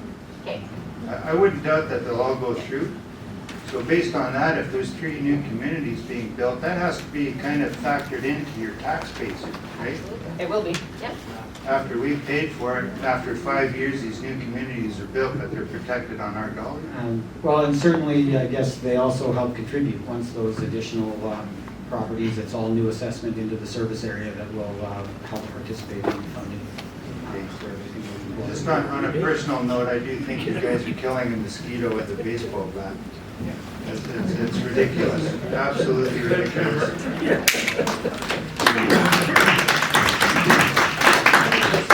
About 2 years ago, I was at Fairmont that day, and we had a cloudburst like I'd never seen. It was just pouring cats and dogs for about an hour. The road in front of my house was flooded, and I said, man, if there's going to be debris in the road, Coldwater Creek, there's going to be some after this storm. So I went down by the Wilder log house there. I don't know if everybody knows where the big barn is. There was hardly any debris in the creek.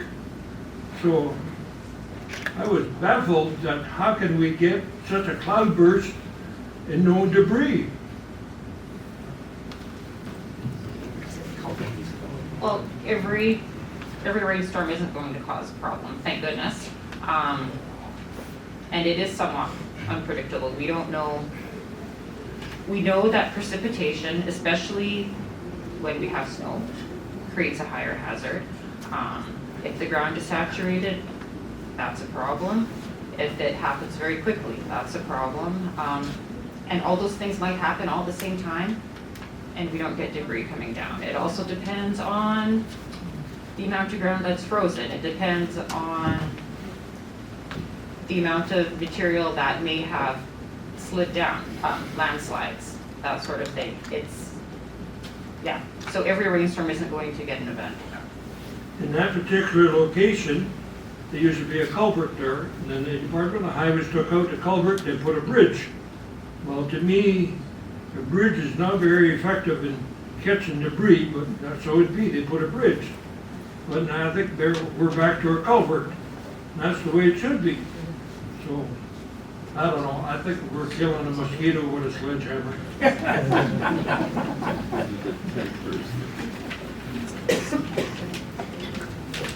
Just a couple questions. What actually is the Fairmont assessment area? Like, does it include the other side by the airport? Like, who's all paying for this? Like where the 1,100 Yeah. homes in the service areas. Next slide.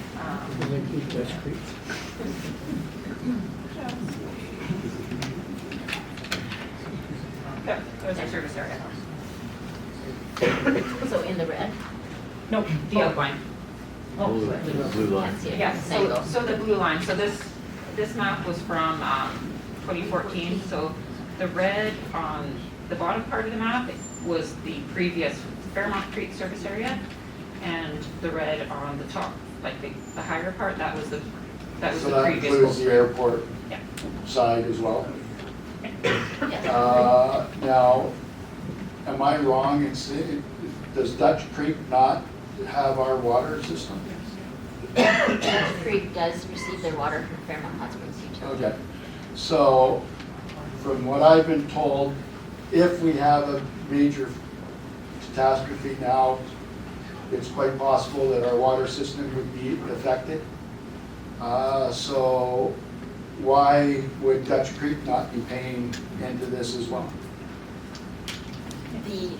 That would be the only piece of infrastructure, but I let Sean, because when this service area was created, Sean was at the table, I wasn't, so I'm gonna let Sean, I'll let Sean respond.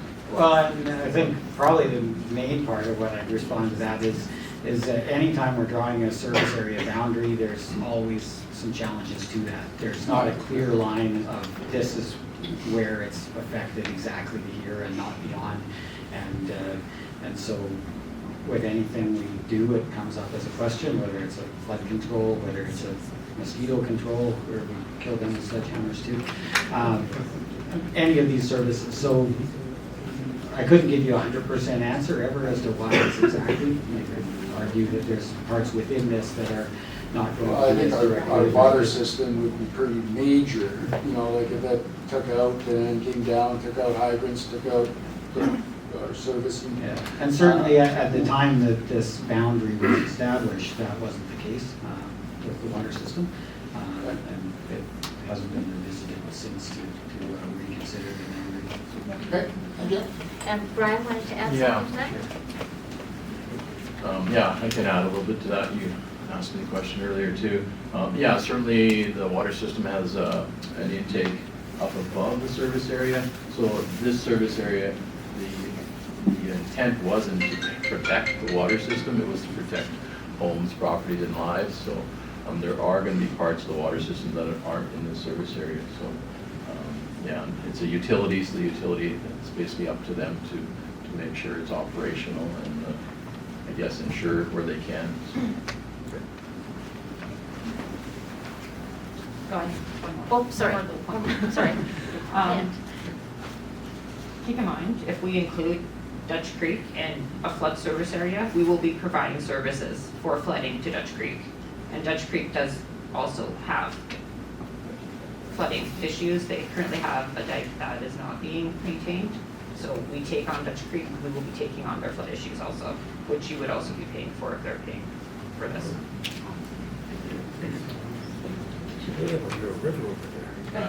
This project is going to create an asset that's going to benefit our community probably for 30 or 40 or 50 years.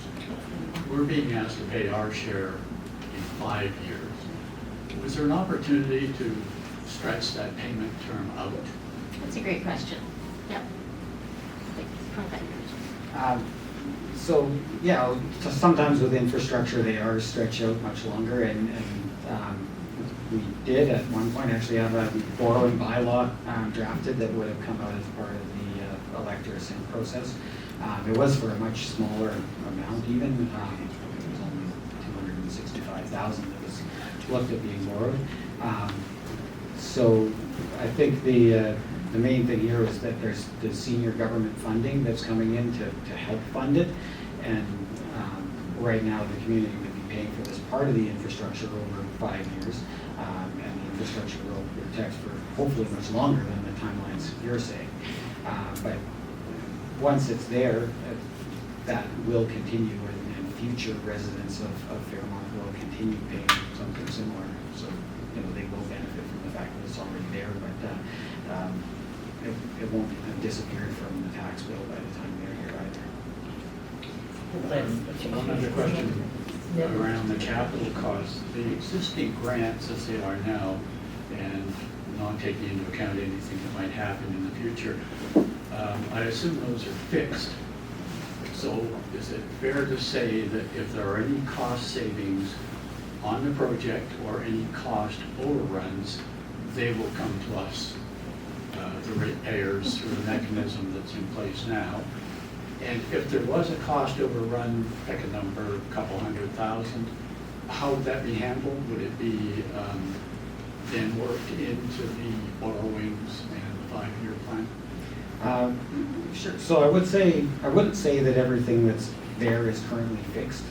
You know, as we said, we've been continuing to try and seek more funding and work on bringing more of that in. And Hopefully there won't be cost overruns. We did allocate the additional funds to ensure there was some contingency there, which currently I think about $1 million of that is contingency. So and the project has been tendered and bid, so it would only be significant unforeseen circumstances in the construction that would result in further costs. But yeah, if there were cost overruns, we would then need to look again at how to fund them, continue seeking additional grants, or look at, there's not really much more we could add to the service area, I don't think, at this point, because we've already kind of shuffled the costs and the reserve contributions as much as we can within that tax rate that's allotted.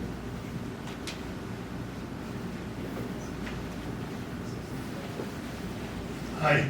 Just in a matter of fairness, there's a factor that hasn't been brought out.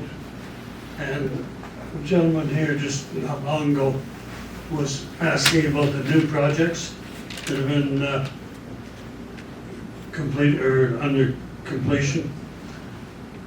The main project he was referring to, by the curve in the road across from the church, 25% of the lots in there are held back.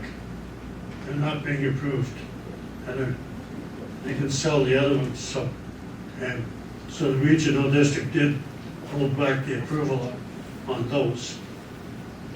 And I think that's important, and it wasn't brought out. Thank you. I knew that a portion of that land was not permitted for development, but I didn't know the numbers, so thank you. Thanks. Anything further? I'd like to. We've got someone up at the mic, so sorry. that's okay. And then Yeah. if you wanted to be next up at the mic, that would be great. I want to thank all of you guys for coming out today. A little history. I live in the red zone. I have seen water come down my driveway through my neighbor's yard. I walk up, actually I used to walk up where you're building this new barrier. And that old reservoir, I don't know how many times I've seen it. I've lived in Fairmont for over 35 years, and I've seen that dug out at least 10 times, if not every other year. And I can't tell you how much cubic meter comes out, but there's a lot of debris there. When Hot Spring Creek came down in 2012, that was 2 30-foot waves. Now we have barriers up on that creek to help the community down by Mountainside Villas, holes 2, 3, 4, where the debris flow came. It's progress. And Cold Spring Creek is going to come down one day, and hopefully this is going to help us. Thank you. Yeah, go ahead. I'm just wondering, without the $10 million grant, Can I get you to speak into the mic, just so that we can make sure without that... the $10 million grant, how would this have been handled?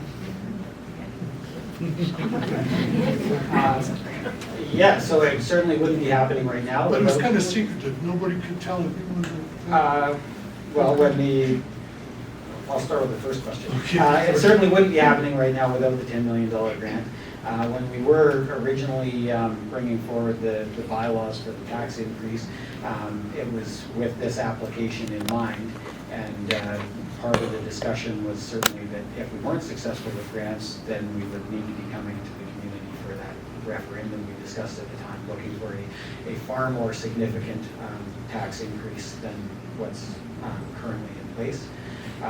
Because I think the assessment had been done indicating such a significant level of risk that we would have been looking to complete it whether we had grants or not, but it wouldn't be happening yet, and it would obviously be at a much higher cost to the communities and much higher tax implications if we had to do it without funding. But something would have had to be done. Certainly. So if we hadn't received that large grant, we would have had to find a way to do it piecemeal, which would have ultimately ended up costing more money, and I don't know that we would have ever achieved the level of protection that is required. at the end of the day, we probably would have ended up doing something like this. Maybe it'd be in 10 years, I don't know. And also note that we would have continued to look for funding. 10 million on any community, especially a small one, is not really feasible. Thanks for the question. Hey. Dave Gregory, I think a couple of comments have been made about the 10 million and who's responsible and how was it done and the immediacy of it. I don't think everybody really feels an understanding of the actual risk that was not just thought about emotionally, but that was determined by good quality people and by bringing other people in. And the quantifiable part of that risk, we could not have afforded as a small community to live in 100 houses. There's no possible way that this would have happened in the next few years. And the danger with climate change and everything else and the permafrost releasing, those are real processes that are measured and dealt with. So without the 10 million to start this process, some things actually would have happened. I spoke to a friend of mine in the financial services business that I worked in all my life. He said that we would not be able, without knowing, because this became well known fairly quickly, but without knowing that something was being done to properly and effectively mitigate the risk, most lenders would not have qualified the properties. The insurance would be unavailable and not, they've already pulled out some different in Ottawa in our province, unfortunately, but that wouldn't have been available. So you're talking about something without the 10 million, would have driven prices down on our houses, would have driven the costs up on an actual basis, and wouldn't have been insurable. I applaud you all for doing what you've done in as professional a way as you could possibly be to do it to help support us in making sure that our community can live through the next few years without having to think about the next question that I would think about and everyone here would, is should we be selling and leaving? Because we chose to live in the mountains where it's beautiful. Thank you.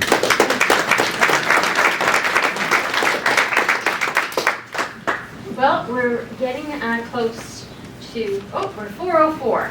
So if there's any more questions, we'll entertain a couple more or comments, or you can be released. So thank you very much. I just want to make an acknowledgement of the staff that have spent the last week or so on preparing these presentations for you, and will continue to do